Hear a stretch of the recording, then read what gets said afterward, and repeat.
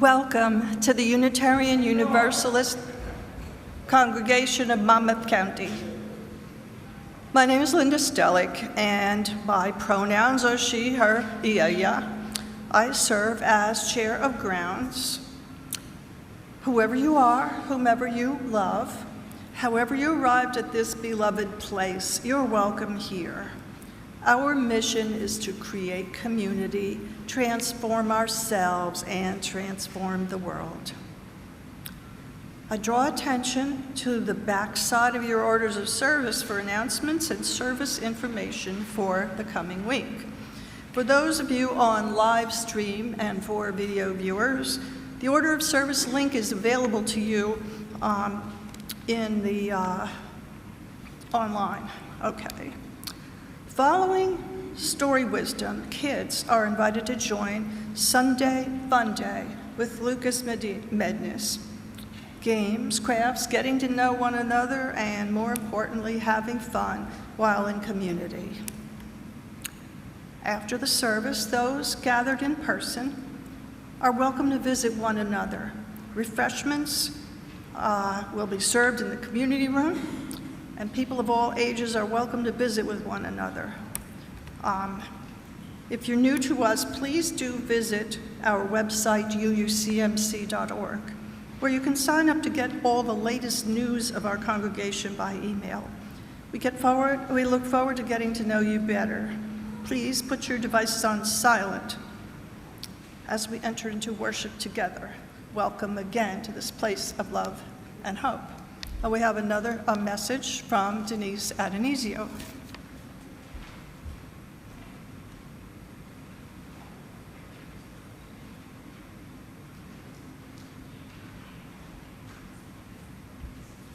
Good morning. I am a member of family ministry and a teacher for many years, and we are here to congratulate someone. Missy has been a steady, compassionate presence in our faith development program for many years, generously sharing her time, heart, and talents to nurture the spiritual growth of our children and youth. She began her journey with us as a volunteer on our support squad, a team dedicated to assisting small group leaders on Sundays and ensuring our programs run smoothly. Later, she joined the Popcorn Theology team, where she helped guide young people in exploring meaningful themes and big ideas through film and discussion. This past year, Missy played a vital role on our World Blessings team, bringing our cooking curriculum to life. And it was a difficult one, and I worked with her one day, and she was just an inspiration. Through stories and cooking, she helped children discover global cultures and world religions in a way that was both engaging and meaningful. Missy's impact extends beyond faith development. She has supported our stewardship efforts, contributed to safety initiatives, and consistently steps in wherever help is needed. Missy lives in Little Silver with her husband, Jeff, their two sons, August and Wilson, aspiring pro athletes, two cats, Kona and Franklin, and their dog, Toby. We are grateful for Missy's generosity and for how she helps our community grow and thrive. Thank you, Missy.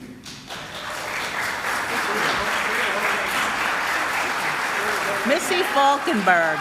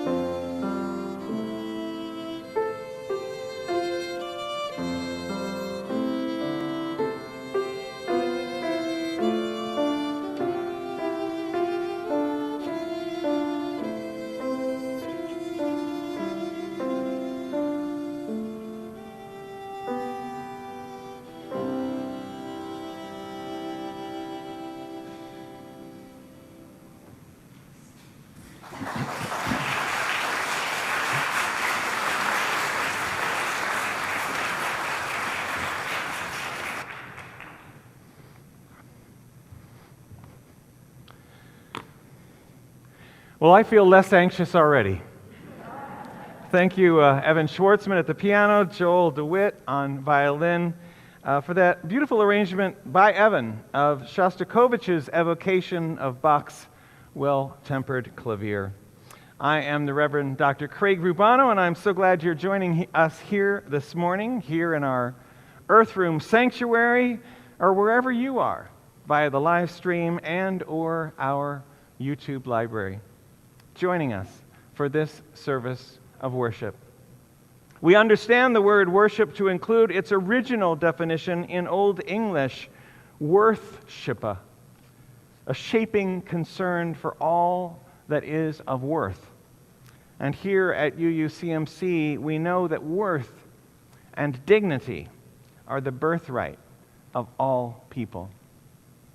And since the passage in 1990 of the Americans with Disabilities Act, there is a national focus in July on a segment constituting 15% of the population. Disability will come to most temporarily abled people, if we're lucky. And yet ignorance and fear-related opprobrium for people with disabilities remain a constant. Later this morning, we will hear a disability pride search for meaning segment from our own Maria Rebman.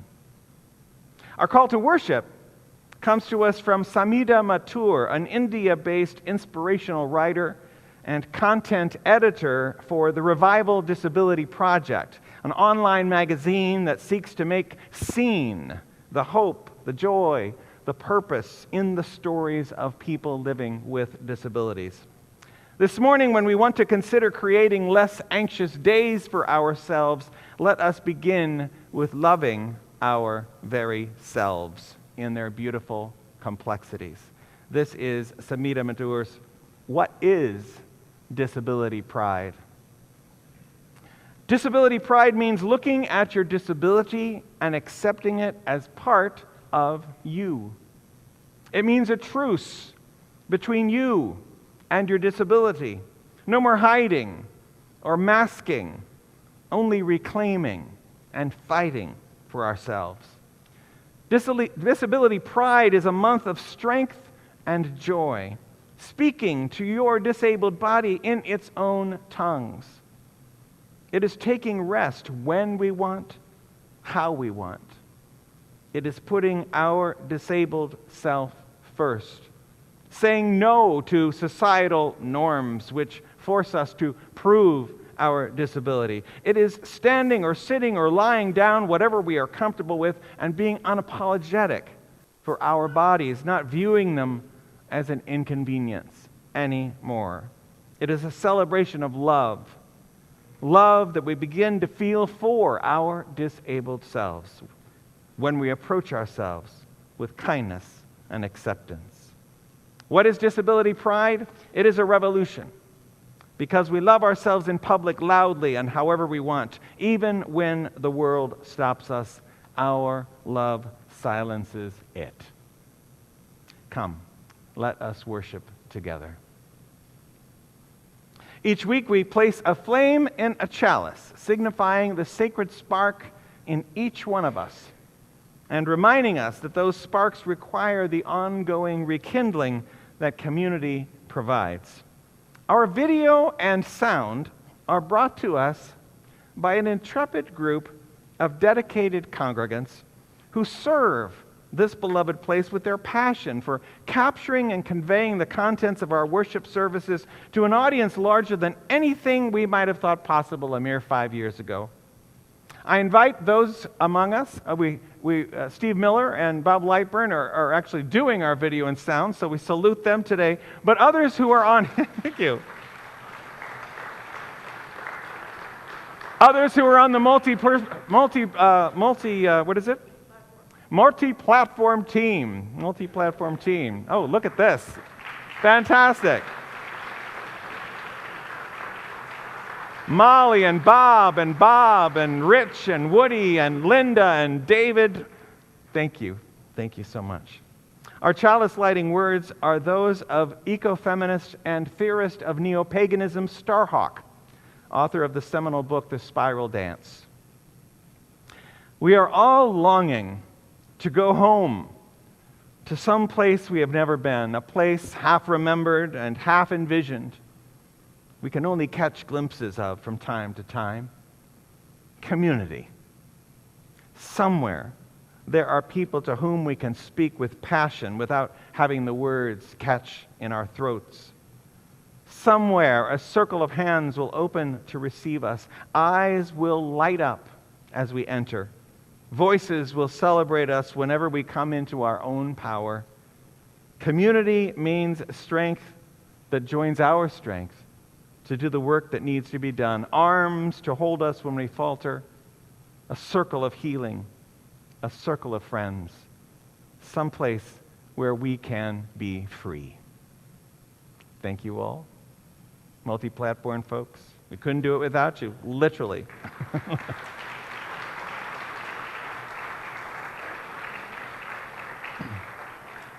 And now I invite us to join in singing our opening hymn. Now this has words by turn of the 20th century writer Sarah Teasdale, who was awarded the first Pulitzer Prize for Poetry in 1917. She invites us to leave our anxious minds behind and connect with the wonder to be found by looking up, by looking down, and importantly for us this morning, by looking within. The Sun at High Noon is number 14 in the hymnal. The words are on the screen. Evan will play the melody through once for us before we sing it together.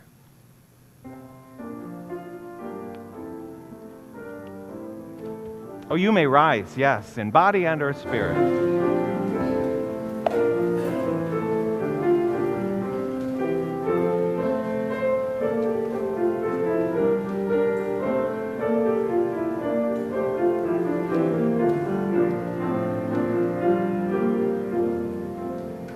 The sun at high noon, the stars in dark space, the light of the moon on each upturned face, the high clouds, the rain clouds, the lark song on high, we gaze up in wonder above to the sky.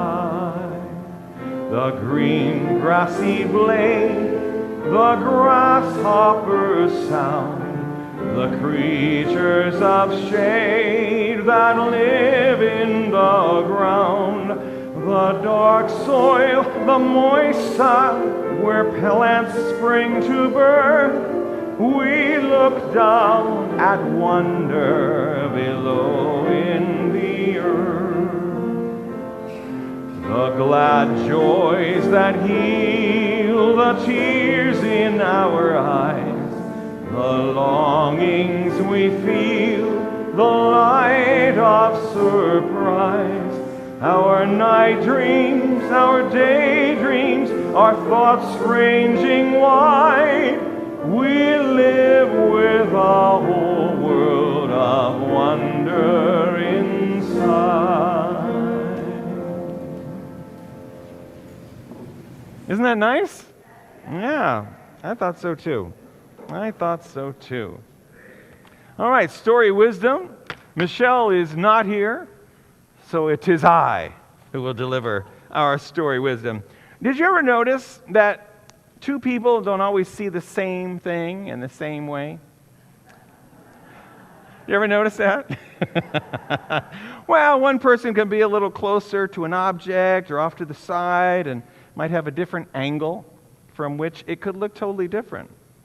Or the same cloud in the sky can appear or suggest, myriad images to different people. It depends on how you look, on what's already going on in your head, on your history. All of that affects what you notice.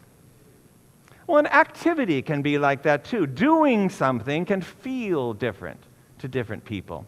And this morning we want to remember especially that we have a lot of power to determine how we experience our lives. It's a matter of perspective. And in harnessing our ability to live our lives in inspiring ways with some practice, we get to decide how to understand our circumstances to a large degree. It is in our power to change our perspective, to change the way we lead our lives so that we can be filled with the kind of curiosity and wonder that relegate anxiety to the sidelines. So I have two illustrative stories this morning for you. The first is a long, long time ago in the Middle Ages, a traveler came upon a place in France where a great deal of building work was going on. She began talking with some of the stone cutters, asking them about their work. She approached the first worker and asked, "Oh, what are you doing?" The man, very disgruntled and obviously unhappy in his hard toil, replied, "I'm cutting these huge boulders with the simplest of tools and putting them together in the way I've been told to do. I'm sweating in this heat and my back is hurting. What's more, I'm totally bored and I wish I didn't have to do this hard and meaningless job." The traveler moved quickly on to interview a second worker. She asked the same question, "What are you doing?" The second worker replied, "Well, I have a husband and children at home, so I come here every morning and I work these boulders into regular shapes, as I'm told to do. It gets repetitive sometimes, but it helps feed my family. And that's all I really want." Somewhat encouraged, the traveler went on to a third worker. "And what are you doing?" she asked. The third worker responded with shining eyes. "Me," he said, as he pointed up to the skies, "I'm building a cathedral." You see, all three workers are doing the same job. But the first only saw drudgery, boring hard work for no reason. The second saw the work as a way to feed her family, so she could tolerate the work better than the first. But the third saw himself as part of an ongoing adventure in the creation of a monumental work of cathedral architecture. So it is with all of us. Our lives can be boring, and we can complain and see the hardship in them, or we can think, well, it's boring, but it makes someone else happy, or it pays the bills. Or we can imagine ourselves to be engaged with curiosity and wonder, part of something larger than ourselves, filled with meaning.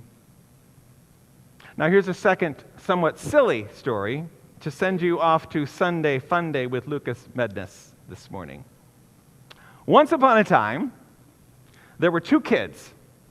One saw the bad side to everything. He was a pessimist, from the Latin word pessimus, meaning the worst. The other saw the good side of life. She was an optimist, from the Latin word optimus, meaning the best. Each child had a playroom. The pessimist had a room full of toys. Every holiday and every birthday, his family and friends brought new toys for him to play with, but he wanted a drum. And no one had brought him a drum. So he was forever disappointed with what he had. The toys lay scattered around him, untouched and unappreciated. When his mother went to visit him and looked into the room, there he was, sitting in the middle of the room crying because he had no drum.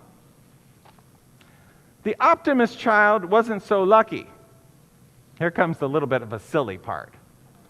All she had in her playroom was a big pile of manure from the farmyard and a fork. But when her father went to visit her room, where the optimist was playing, he found a happy child eagerly digging through the pile of manure with her fork. Her eyes were full of excitement, and she was singing as she played. When her dad asked her what she was so excited about, she said as she continued to dig, "With all this manure around, there's got to be a pony in here somewhere." It's a matter of perspective. The end. Let's sing our youngest ones to practice wonder and delight together in community with Go Now and in Peace.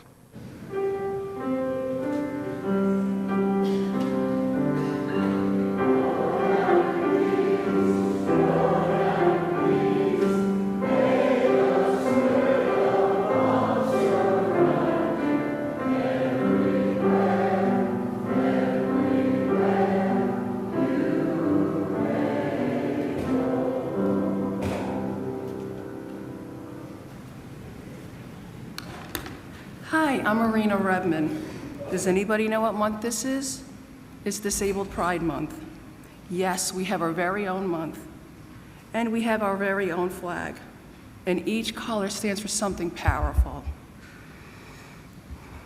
Red, physical disabilities. Gold, neurodivergent.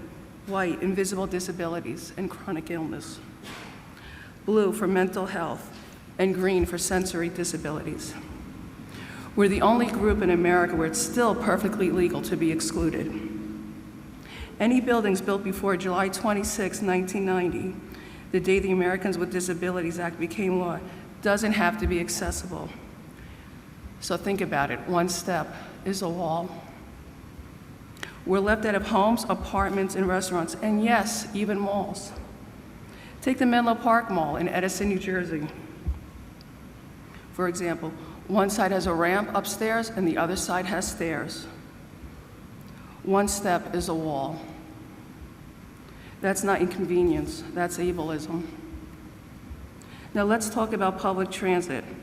Most subway stations are not accessible. Many have no ramps or elevators, and when there is an elevator, it's often broken. For wheelchair users, anyone with any mobility issues, that can be a very scary situation. Some call these elevators metal assault boxes. Think about it. They're dark, unsafe, and feel more like, they don't feel like a lifeline. And some towns are cutting off Zoom access to the public meetings. You can watch from home, but you can't participate. You can't speak up in person. That's just unfair. It's silencing the disabled people, seniors, caregivers, or anyone else who cannot physically attend. Exclusion is not accessibility. And discrimination goes far beyond that. Some buildings and policies, according to the U.S. Department of Justice, people with disabilities are twice as likely to be victims of violent crimes. Adults with disabilities are 3 times more likely to be raped or sexually assaulted. People with cognitive disabilities are 7 times more likely to experience sexual violence. We are more vulnerable, yet left out of the conversations about safety and justice. And it gets worse. If you receive disability benefits and if you want to get married, you can be cut off from your benefits. That's being cut off. That means being punished for love. At concerts and events, people often fake disabilities to get better seating, accessible seating, and those who really need it are turned away.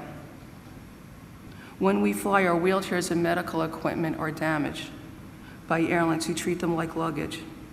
But a wheelchair isn't luggage, it is freedom. Even handicap placards are abused and passed down. And when a disabled person parks in a handicapped disabled spot, they often get questioned. I have. Want to understand how the ADA came to be? Watch the incredible documentary Crip Camp, released in 2020, available on YouTube. It tells the story of a young disabled activist, including the legendary Judy Heumann, who fought for civil rights. In one protest, they occupied a federal building for 25 days, and it was not violent, it was so peaceful. The government tried to starve them and cut them off of communications. But who stepped up? The Black Panthers. They gave them hot food. When the FBI cut off phone access, the deaf community said, "We got this." They started communicating through sign language from the window onto the streets, telling them what they needed. That's the power of solidarity. And one last thing, never ask anybody how they became disabled. It could be because of trauma, illness, or accidents. Just don't ask, it is deeply personal. Disabled Pride Month just isn't about celebration. It's about visibility, justice, dignity, and equal access. We're not asking for special treatment. We're demanding what everyone else already has: the right to exist, to participate, and to be safe. Everyone deserves equal access. and inclusion should never be an opportunity. Thank you.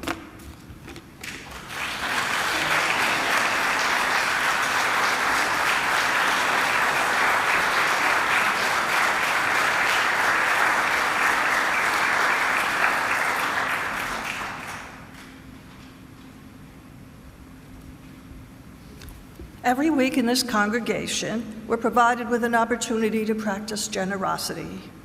This is your invitation to contribute to the well-being of our congregation. For those of you present here in the meeting house, the plates will be passed by the ushers. You may also join this time of generosity via text 732-538-8819. Send your offering by mail or charge your contribution online. Please give generously.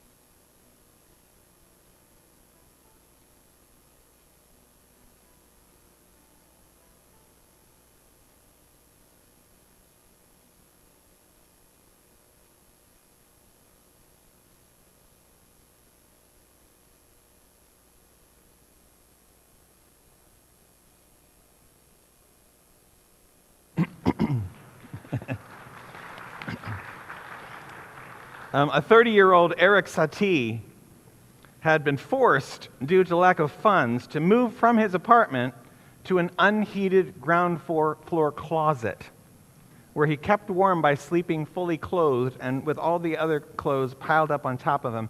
Yet he found ways to warm his spirits, excuse me, including writing what he titled Pièces froides, cold pieces, also translatable as cold rooms. So thank you for warming us this morning, Evan, with Satie's Wonder. It was a big turning point in Satie's life. Some of you may remember the moment when something approaching meditation suddenly made sense and seemed doable to me. It was when sociologist and life coach Martha Beck suggested for 15 minutes a day, imagining being in a small cave behind a cascading waterfall. By having the water be a visible metaphor for my thoughts, my worries, I was able to name them, but stay insulated in my cave, separate from those thoughts. For we are not our thoughts. Ourselves are vibrant, unique in the universe consciousnesses, can be freed from the nagging worries that constrain us if we take the time to know in a visceral way that they are apart from our souls. So when I saw that Martha Beck had written a new book entitled Beyond Anxiety, I knew I'd read it, because it's somewhere I was longing to be, beyond anxiety. If I could only make the time to read it, or maybe I was procrastinating. I found the time recently in a hotel room in Baltimore. Each night after a day-long flurry of presentations, workshops, and business meetings at the annual General Assembly of Unitarian Universalist congregations. And this morning I just want to bring us a couple of simple practices that if we can put them into play in our lives, could make a huge difference in the level of anxiety. Martha Beck begins her book with 3 words: anxiety isn't fear. See, fear is an evolutionary impulse that has enabled survival by empowering us to react quickly and efficaciously to true danger. True fear snaps into action, giving us the mental clarity and physical energy required to deal with threat. And for most creatures, once the danger is gone, the experience of fear ends.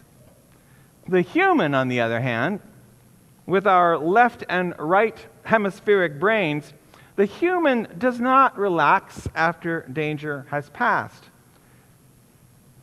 Instead, its left brain keeps conjuring more scenarios about what could go wrong. And all those thoughts, remembered and imagined, they feed back into the brain as if they are actually happening, leading us to experience anxiety, currently at rates never seen before in all age groups. Why the spike? Our culture is like a massive anxiety spiral inducer, spinning out countless terrifying stories which then spread like wildfire through our 24/7 instant communication. Separating ourselves from our anxiety is a difficult proposition, especially in the face of an exceedingly powerful left brain mechanism that seeks to turn everything into a problem, which then can be attempted to be controlled. But that is only half of our brain. Our right brain is the location of our creative energies and where we experience wonder, delight, and awe. Jill Bolt Taylor, some of you may know the name, is a brain scientist who suffered a life-altering stroke and who, because of her expertise in exactly this field, was able to relate her rehabilitation and comeback in an accessible memoir that I recommend to you entitled My Stroke of Insight. Hers was a very rare kind of stroke that completely blocked access to her brain's left hemisphere. Over the course of 4 hours, she watched her mind deteriorate until she could not talk, walk, read, write, or recall any of her life. She was left in the world of her right brain. And though she was unable to describe it at the time, she later describes being at one with the universe, enveloped in a deep inner peace. In her right brain world, she experienced in her right brain world where she was there, she experienced no anxiety. And yet she remained attuned to her fellow humans' physical and emotional energy, and she was intensely aware of being filled with compassion and gratitude. It took her 8 years of piecing together neurocircuitry for her left brain before she could write down her insights. 8 years. But in her recovery, Taylor deliberately chose to remain less left hemisphere dominant than she had once been, for she had experienced something amazing. How to tap into more right brain energy and less into a left brain mechanism gone amok in a world no longer suited to its evolutionary skills. Here's where Martha Beck comes in. And she has a twofold mission. First, we need to have access to practices for calming our anxiety. But second, and this is where she's fairly unique in the literature, we have to replace our anxiety with enough creative energy to propel us into the world of curiosity and joy that is our birthright.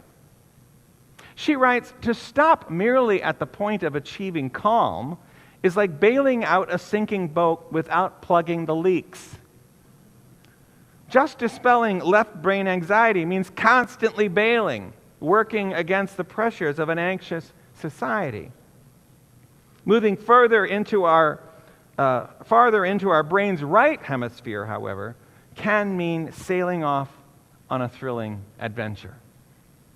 If you hear nothing else this morning, hear that.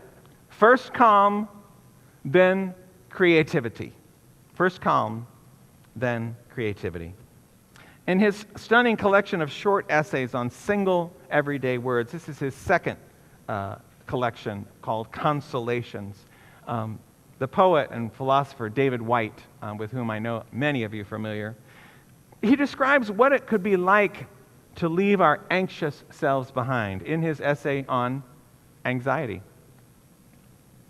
Mindful easing away from the restless, bullying, fretful mind into the restful, invitational calmness of easy breathing is always the foundation from which we will inhabit the mind in a more spacious, generous, less worrisome way.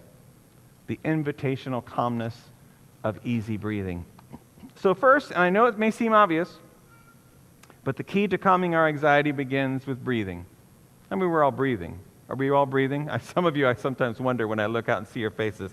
I hope you're all still breathing. Well, but since the heartbeat slows down a bit every time we exhale, concentrating on exhalation is the key to slow things down. And any time your exhalation is longer than your inhalation, you send a message to your brain that you are safe.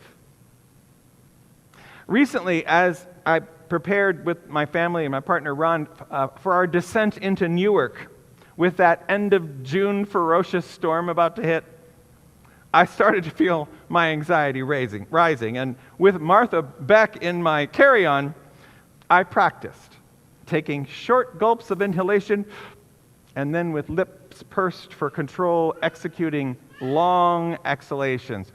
Short.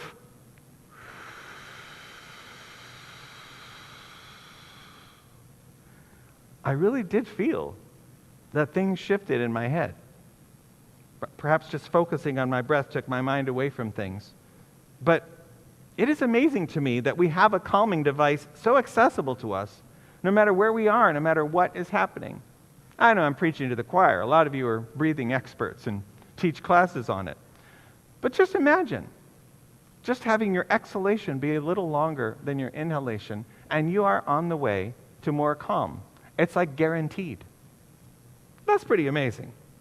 Beck also reminds a calming exercise she calls KIST, K-I-S-T, kind internal self-talk. Kind internal self-talk, KIST. Though similar to Buddhist loving-kindness meditation, calling it KIST may stay in your mind as something you can absolutely do. So here's how it works.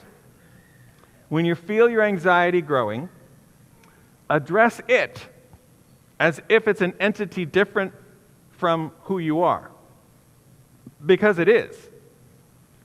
So just like the waterfall exercise allows us to know we are not our thoughts, KIST allows us to perform the reality that we are not our anxiety. Because if we can speak to it, we are not it. Beck urges us to speak to ourselves in the second person, using a low, kind, late-night DJ tone. Now, she fully owns that your left brain self will immediately mock you for doing something so apparently inane. But are you really interested in calming down or not? Okay, do we have our DJ voices at the ready? This is a low, kind, late-night DJ voice. Okay, repeat after me. You're okay. I see you. I'm here with you. I can tell you're really scared. It's all right. Everything's fine at this moment.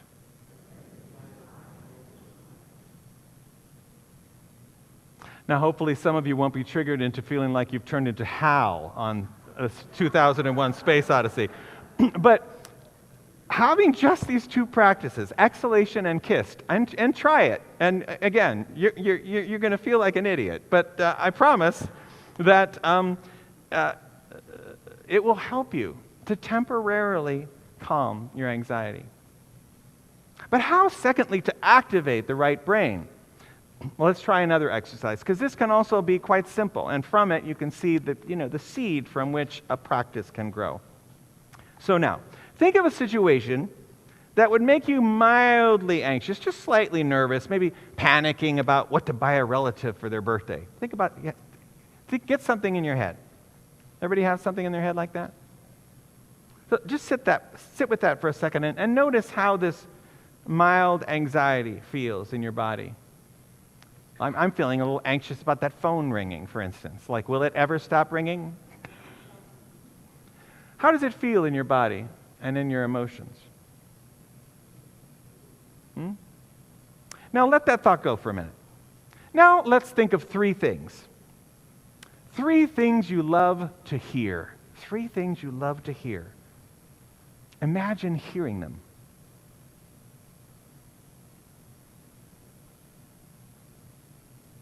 Think of 3 things you love to see.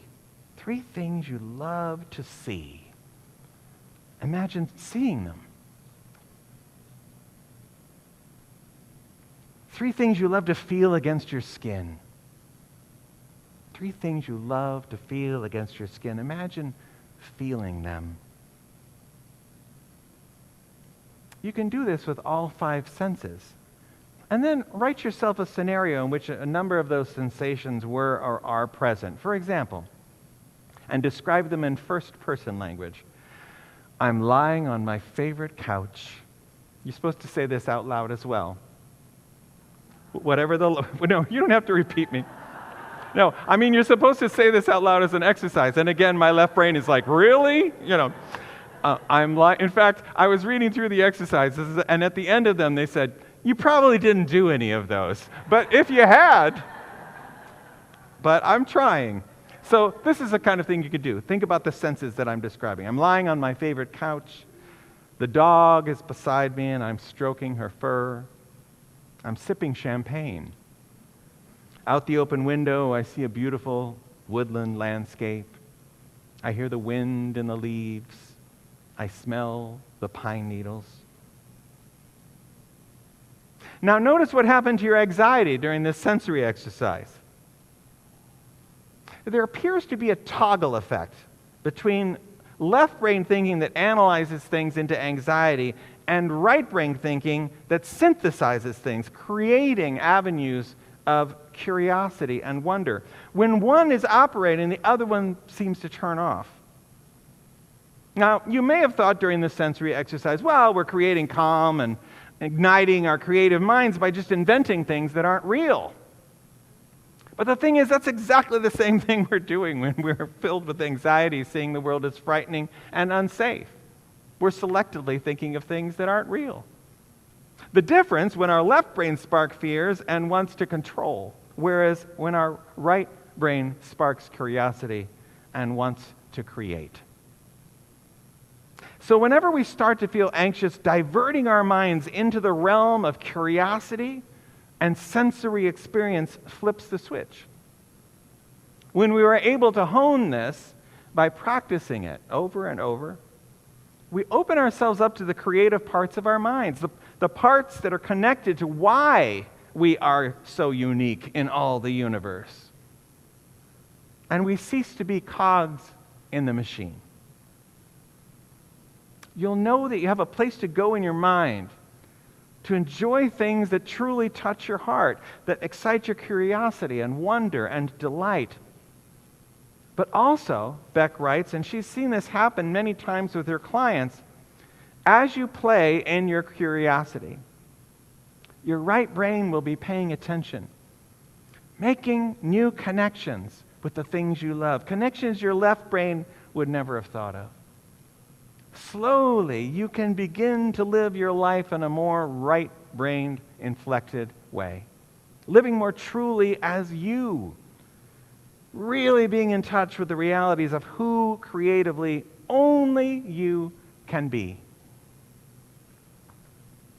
Now, obviously, I can only touch on a couple of things that I hope you will remember long enough to put into practice, that I hope I will remember long enough to put into practice as I think I've quoted many times, my mother always says, "Did you listen to your sermon on Sunday?"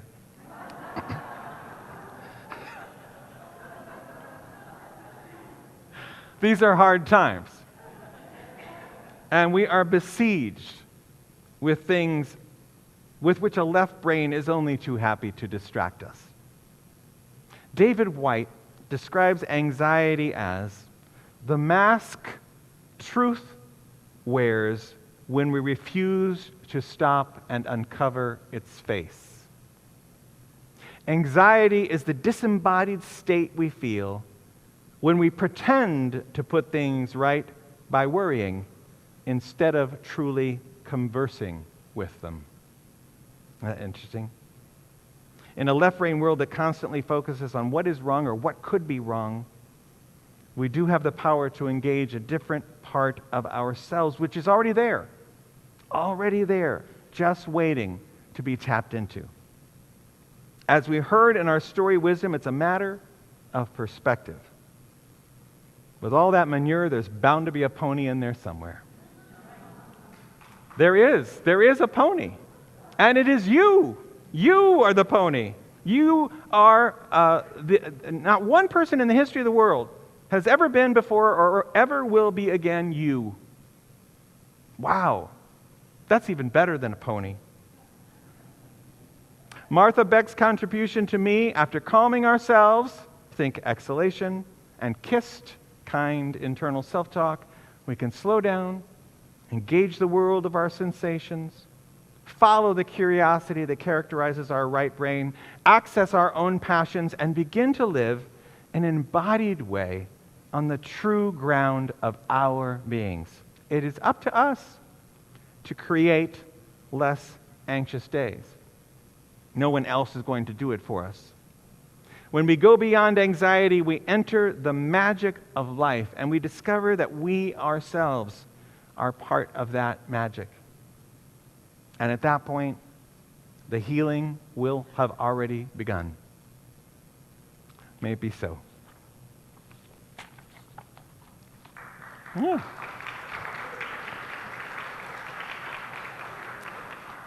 So Estonian composer Arvo Pärt launched a new phase of his composition career in 1976 with a piece he had written for family friends whose marriage had fallen apart. The daughter went to live in England with her father while the mother stayed behind in Estonia.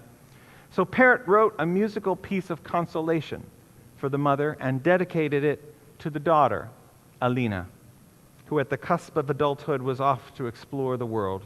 So Evan will gift us with Pärt's composition as we begin a time of prayer and meditation.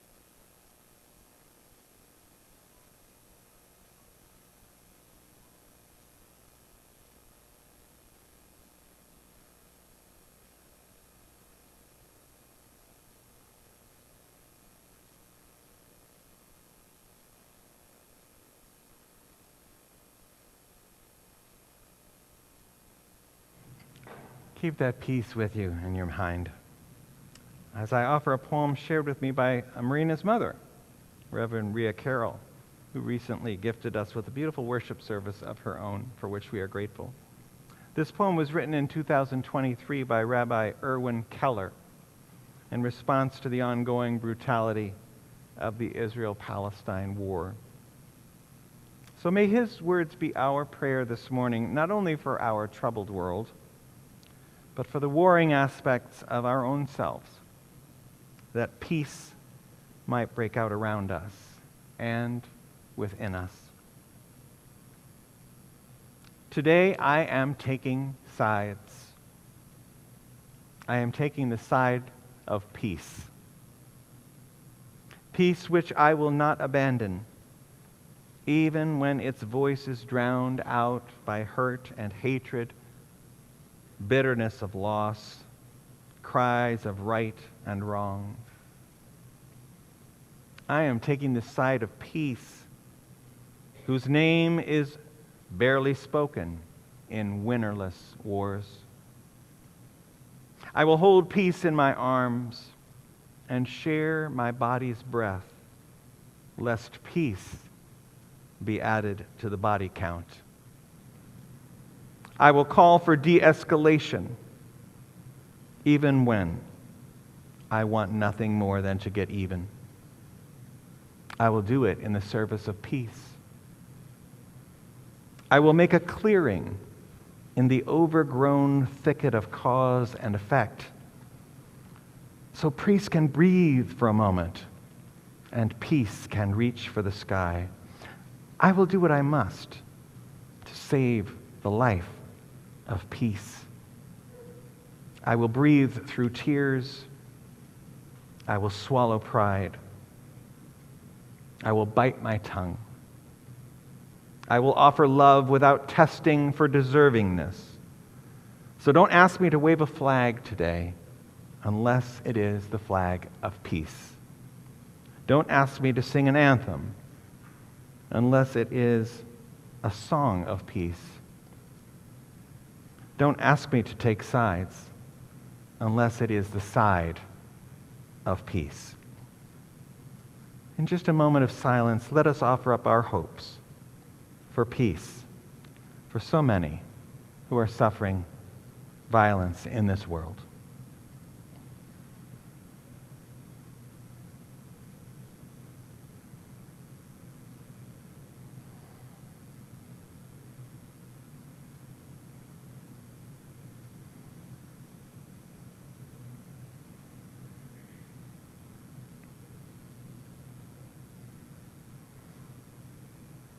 Amen. For our closing hymn, I've chosen a piece that encourages us to say yes to the course of hope, joy, wonder, and peace. Yes to life, yes to truth, yes to love. I invite us to rise in body and our spirit, to sing together number 6 in our hymnals and on the screens, Just as Long as I Have Breath.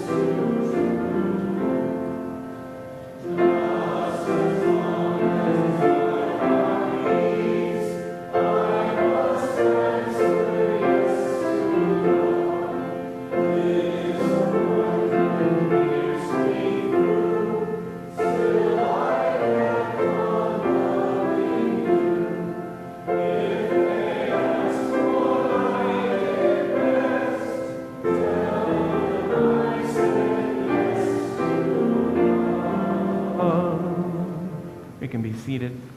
A reminder to be in touch with me if you'd like to share during next Sunday's service, in which we will discover together what a group of us has come to know Thursday afternoons at 4, that poetry creates community. That's next week. Thank you again to Evan and Joel for inspiring music. If you start to feel anxious, just get on the live stream and listen to a couple of those pieces again. I thought they were gorgeous. So thank you.